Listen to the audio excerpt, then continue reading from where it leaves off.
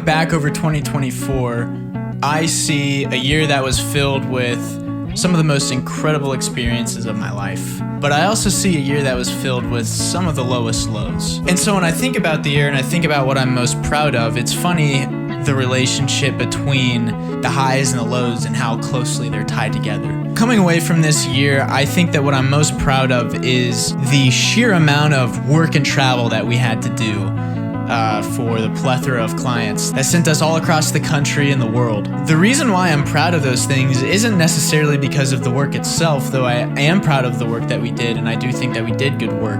It more so has to do with probably the greatest struggle of my year. The season of work and travel this year lasted for the better half of the year. Right about the same time that season started, I lost a pretty significant relationship in my life. When you go through a big life event or some kind of a loss, it kind of feels like life just stops and it shuts down and your world is ending and it's all over and you don't really see a way forward. But then pretty much immediately I felt like I was forced into this new chapter of life where all of a sudden I'm being kicked onto a plane and sent across to every corner of the country and to the other side of the planet. I think how that ties into the work that we did and why I have come away from this year pinpointing those projects and that season of travel as being what I'm most proud of is because it taught me that even when it feels like it's over, life's still gonna keep moving on. And so when you're faced with a challenge,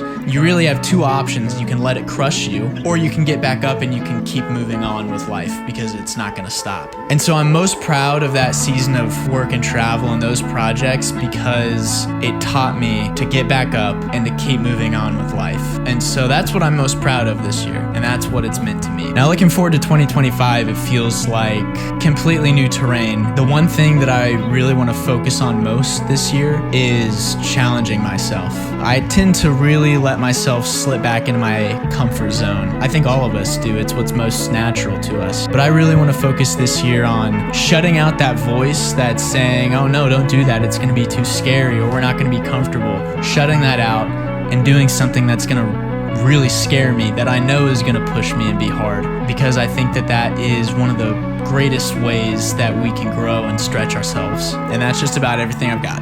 Thanks for watching.